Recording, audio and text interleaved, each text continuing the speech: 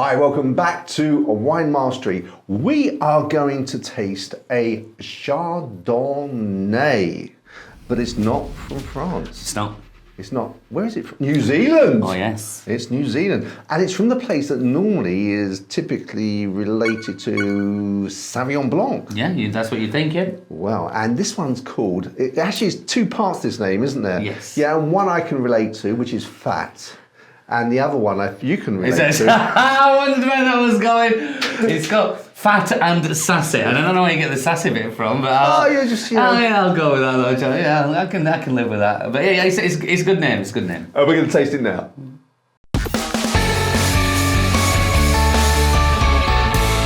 So here is the bottle, fat and sassy, as we said. Now I understand this is made by a guy called Tony Bish, who's got a fantastic reputation in New Zealand for knowing exactly what to do with Chardonnay. Now Chardonnay for me is I can really love Chardonnay. For me, I prefer unoaked. Yeah. Sometimes there's this. I think this is where the ABC anything but Chardonnay came from. Sometimes for me it's just like too buttery and just too over the top and too cloyy and I'm with you. I do love Chardonnay. I must say I do prefer the kind of unoaked, easygoing ones. But it's a mood thing again. There's a time and a place for everything. I can definitely appreciate one of the big buttery ones. Can you? Yeah, but this. Well, I just thought I was going somewhere. Sorry. No, because I know you also prefer unoaked. Yes, well, but again, it's a mood thing, isn't it? The unoaked, I prefer unoaked because you get a cleaner taste of the Chardonnay grape. I think that's why I prefer the unoaked. But as I say, if you can get a good oak Chardonnay, there's nothing wrong with a good oak Chardonnay. But what is surprising for me on this one is, like you said earlier, it's a New Zealand Chardonnay. We almost always think of Sauvignon from New Zealand, but especially Hawke's Bay as well. Yes. So to have a Chardonnay from somewhere that's, I think this is going to be an interesting wine. I'm really looking forward to trying it. So shall we have a look at the colour? Let's go for a job. That's really quite deep, isn't it? Sort of like a golden colour almost. Yeah, yellowy golden. Yeah, he's got the yellow is in there, and once you're giving it a bit of a swirl around there, like when the light hits on it, then you've got that like really bright gold colour, haven't you? And you look, yeah. And you're not going for your brass colour this time. No, I think we're definitely more gold on that one. Yeah, I would say. Yeah, I'd go along with that. It's got the Chardonnay colour. Sometimes you can look at a wine that looks that colour. I think Chardonnay. Yeah, or I just think, ooh, maybe not for me. But no, let's give it a go on the old nose. Okay. Chardonnay. Yeah, that's Chardonnay.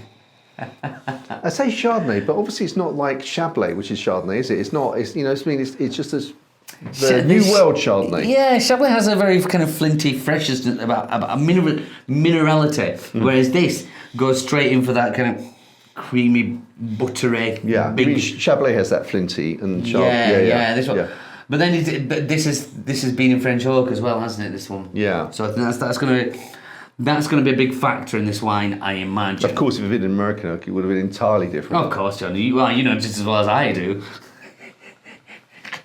He does. All right, let's have a go on the old palate. We've teased ourselves. Okay.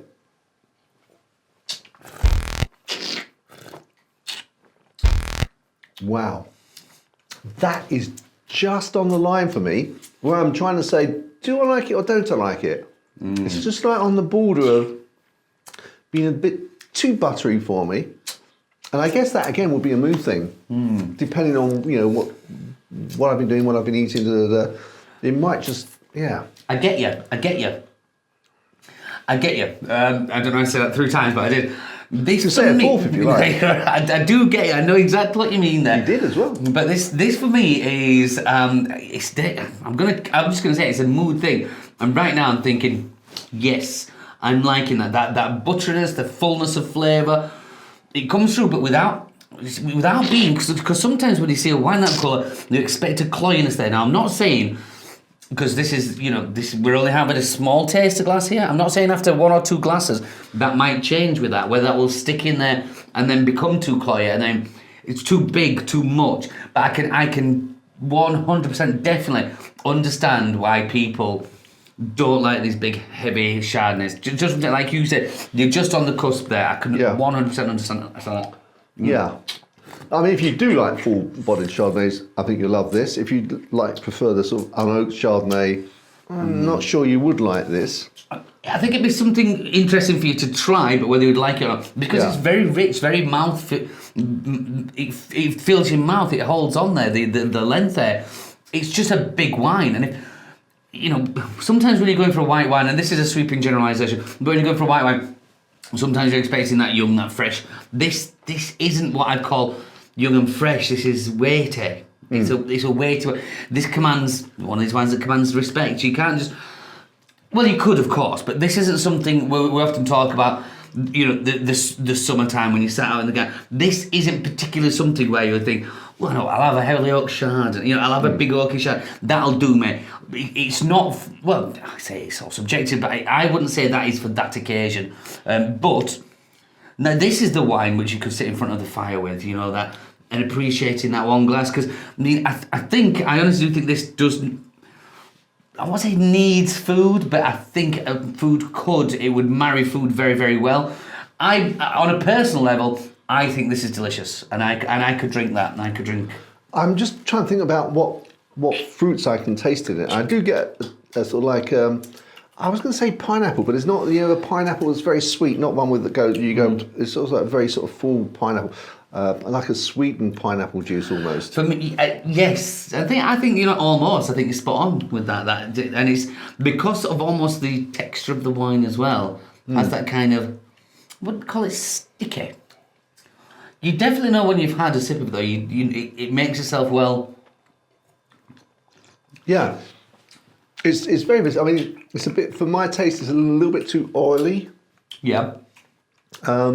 But again, depending on what food you were eating with this, that could be a big positive, couldn't it? Oh, well, in that case, John. Oh, should we move into pairing? Why don't we have a look at But before we do, yes, just before we touch that button, if you do get the opportunity then and you're enjoying this, please subscribe, press the like button and press the little bell and you'll get notified whenever we publish a new video, which is normally on a Saturday morning or afternoon. I've just moved it from mornings to afternoon, or UK time, of course. Probably could be the west coast of America, could be morning still. But yeah, well, okay. Do you want to go first up? Yeah, so obviously I'm thinking that it is very buttery, so I'm thinking sort of fish with a butter dish. I'm also thinking that maybe do you think this would handle sort of slightly spiced fish, with sort of some prawns with a little bit of butter and a little bit of sort of chili in as well. I think this could take on quite a lot. I think because it has the power of flavour there. I don't think there's going to be much that can beat that. I mean, I probably wouldn't put it with red meat, obviously, but. I think they could take on quite a lot. Having said that, if you don't like red wine and you're looking for a wine that you could have something that sort of red meat, maybe this you could give it a go. Yeah, it's not. There's definitely a weightiness there, and you know what? As I'm drinking more of it, obviously it's touching my soul a little bit more, but also I'm growing to like it more. Are you? I am, yeah. Because from what you were saying before, you were worried that actually the more you drank, that would dip away. The opposite way, yeah. I thought it might get too cloying and kind of stick around a bit too much. It's growing on me. So cheese-wise, I'm going to go something that has to be super rich and creamy, does it? So either de Lys de Bourgogne or de Lys de Crémière, which I think they're not particularly strong cheeses, but they're rich. They're those triple cream, that mouth-filling. I think it would be super, what is the word? Super luxurious, though. I mean, it's going to be... Just the textures together. Yeah, those two together. Yeah. Decadent. Decadent. Yes, that's a lovely word, isn't it? But the two, and you wouldn't need a lot. A glass of that, because this is almost, I mean, it's not, I must stress that, it's almost leading towards a kind of a puddingy wine, Yeah. That kind of... Yeah, but it's not sweet, is it? It's not sweet, not in the slightest. It's the. I mean, I'd say it's a medium. It's not. I'd still say dry. Medium dry. I think because it doesn't have that harsh is it? Because it doesn't have the acidity of your Sauvignons and the fresher kind of white wines. It does come across like that because it doesn't have that dry edge. But all right. Yeah, well, I think if you like classical buttery Chardonnay, you'll like this. If you like unoaked Chardonnay, that's more of a difficult tell. I'm not sure whether you will or not. I think it's definitely something people should revisit. Yeah. You know, if you're one of these that, you know, back in the 2000s or even the 90s when you had those really heavy big Chardonnays from Australia and it put you off, I think it's worth revisiting. Just one bottle, have a little taste, see what you think, because I think everybody should try something like this, because for me it's a different level, is that one? So I was just about to say, if you're feeling fat and sassy, and I thought, well, no, that won't encourage people to, will it? No. So especially not if you're feeling both. No, not if you're feeling both. But anyway, okay, so let's move on to score, shall we? Yes, indeed. Yeah. Are you ready for score? We need to know the price.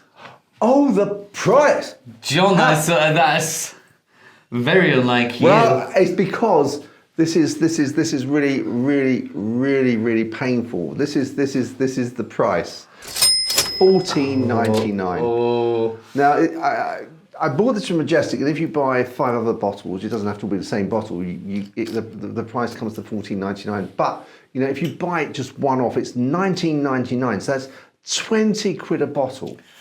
I could see how you try and forget that, John. I could see how you would try and forget that. And I thank you for pointing that out, that I hadn't put the price up, because that is going to have a big impact on my score. I have no doubt. I don't think, from what you said, I don't think your score is going to be. Well, it matters not. So I personally, $14.99. Yeah, it's not the cheapest on the shelf, but you know, if that is something you're into, then I think you'll be very, very pleased with that. Those folk that perhaps aren't so much into that, I think it's definitely worth a try. Maybe $14.99, you might be a little bit after trying it. Personally, I liked it. I liked it quite a lot. Growing to like it even more. But I have to look at the price, and you know, compared to some things we've had, we always say this, but I'm going to give this a generous. There we go.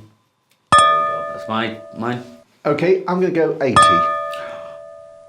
I did think of going 77, but I thought it's a classic. You know, it's because I'm fighting. I don't particularly like oak Chardonnay in this way, so I'm trying to compensate for that. I think we've done this the opposite way, because I said 73. Oh, really? And you know what got me was the price. It got me. Well, it's a nice wine, but like I say, we've tasted other things at 15, 20 quid, but I was enjoying it, and I do think anybody should have a go of it. I think you were very generous, John, with that. Well, yeah, bugger it then. I'm bringing it down to 75.